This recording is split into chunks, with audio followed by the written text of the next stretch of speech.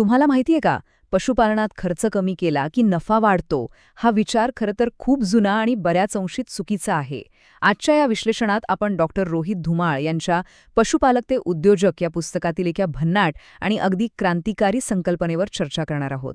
एक नवीन पालकत्वाची मानसिकता तुमचा नफा कसा कित्येक पटींनी वाढवू शकते हे आपण आज पाहणार आहोत. चला तर मग लगेच सुरुवात करूया. आता एक साधा प्रश्न पडतो, जनावरांच्या सोयीसुविधांवर किंवा त्यांच्या लक्झरीवर खर्च केला तर आपला नफा कमी होईल की वाढेल? साहजिकच अनेकांना वाटतं की खर्च वाढला म्हणजे नफा कमी झाला. पण थांबा, खरंच तसं आहे का? याचं उत्तर तुम्हाला नक्कीच चकित करेल आणि विचार करायला लावेल.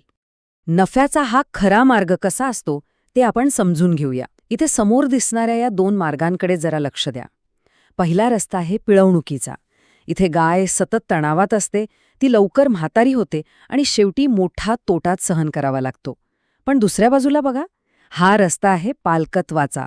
इथे गाय आनंदी असते, तणावमुक्त असते, त्यामुळे ती जास्त काळ जगते, जास्त दूध देते आणि इथूनच खऱ्या शाश्वत नफ्याला सुरुवात होते. आजच्या या विश्लेषणात आपण नेमके कोणते विषय कव्हर करणार आहोत ते थोडक्यात पाहूया. आपण पाहणार आहोत नफ्याचा विरोधाभास, खाणकाम विरुद्ध बागकाम दृष्टिकोन, तणावाचे जीवशास्त्र, पालकत्वाच्या सवयी, गोठ्याची संस्कृती आणि शेवटी खऱ्या संपत्तीची व्याख्या. सुरुवात करूया आपल्या पहिल्या मुद्द्यापासून, नफ्याचा विरोधाभास. जेव्हा आपण जैविक घटकांवर म्हणजेच जिवंत प्राण्यांवर चालणारा उद्योग करतो, तेव्हा फक्त खर्च कपात आणि पैसा एवढाच विचार करून चालत नाही. इथे मालक आणि पालक या 2 मानसिकता समजून घेणं खूप गरजेचं आहे. मालक काय करतो? तो जनावराला एक मशीन समजतो, फक्त ओरबाडून घेण्याचा आणि अधिकार गाजवण्याचा विचार करतो. पण पालक हा स्वतःला निसर्गाचा विश्वस्त मानतो. तो जनावराच्या संगोपनावर लक्ष देतो. एका जिवंत, भावना असलेल्या प्राण्यावर मालकी हक्क गाजवणं हेच मुळात व्यवसायासाठी किती घातक आहे हे आपल्याला यातून समजतं. आता वळूया दुसऱ्या अत्यंत महत्त्वाच्या संकल्पनेकडे, खाणकाम विरुद्ध बागकाम दृष्टिकोन. तुमचा गोठा कसा चालतो हे या 2 शब्दांवरून ठरतं.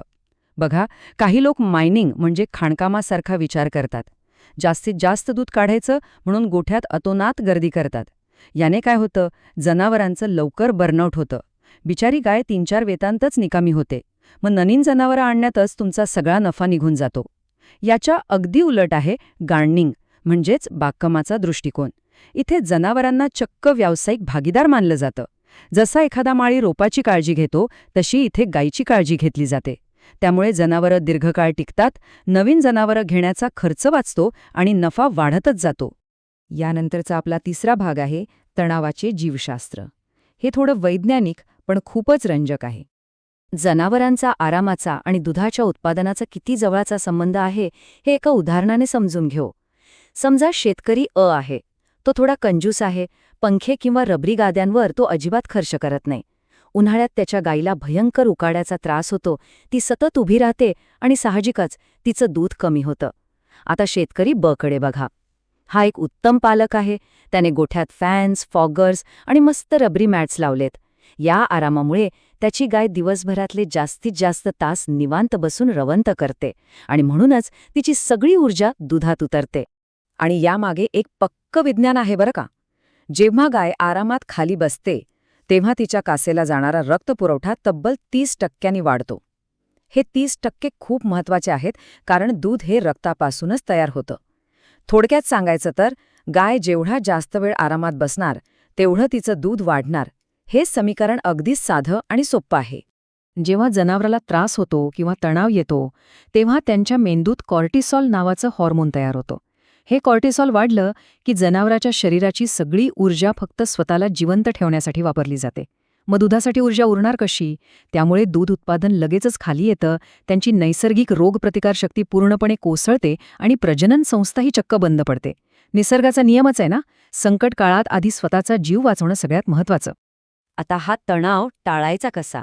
त्यासाठी आपण चौथ्या भागात काही पालकत्वाच्या दैनंदिन सवयी पाहणार आहोत. एक चांगला पालक होण्यासाठी रोजच्या कामात काही गोष्टी अंगी बाणाव्याच लागतील. पहिली सवय म्हणजे आधी तिचं मग स्वतःचं. जोपर्यंत दावणीच्या जनावराचं पोट भरत नाही तोपर्यंत स्वतः जेवायचं नाही. दुसरी सवय आहे तिसरा डोळा जागृत ठेवण्याची. म्हणजे काय? तर गोठ्यात गेल्यावर मोबाईल खिशातच ठेवायचा आणि जनावरांचं शांतपणे निरीक्षण करायचं.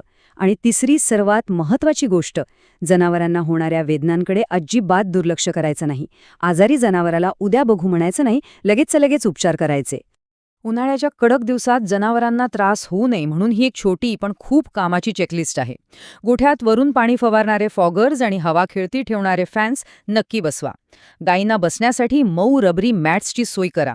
आणि सगळ्यात स्वस्थ पण प्रभावी उपाय म्हणजे 24 तास स्वच्छ आणि थंड पाणी उपलब्ध ठेवणं. दुधात 87% पाणीच असतं, त्यामुळे पाण्याची योग्य सोय केली की दूध उत्पादन आपोआप वाढतं, हे कायम लक्षात ठेवा. मगाशी मी ज्या तिसऱ्या डोळ्याबद्दल बोललो ना, त्याचा वापर करून तुम्ही जनावराचा आजार 24 तास आधीच ओळखू शकता. फक्त या गोष्टींकडे बारकाईने लक्ष द्या. गायीने रवंथ करणं पूर्णपणे थांबवलंय का? तिचे कान असामान्यपणे थंड पडलेत किंवा खाली ओघळलेत का? डोळ्यांमध्ये ती नैसर्गिक चमक हरवलीये का? की ती बसण्याऐवजी अस्वस्थ होऊन नुसतीच उभी आहे? हे छोटे छोटे संकेत वेळीच ओळखले ना, तर पुढचा आजारपणाचा मोठा खर्च नक्की टळू शकतो. चला तर मग आता 5व्या मुद्द्याकडे वळूया. हा मुद्दा आहे गोठ्याची संस्कृती आणि नीतिमत्तेचा. तुम्हाला एक अतिशय कटू पण अगदी खरं वास्तव सांगतो. ज्या गोठ्यात मालक आपल्या मजुरांवर सतत ओरडत असतो ना, तिथले मजूर आपला सगळा राग त्या मुक्या जनावरांवर काढतात.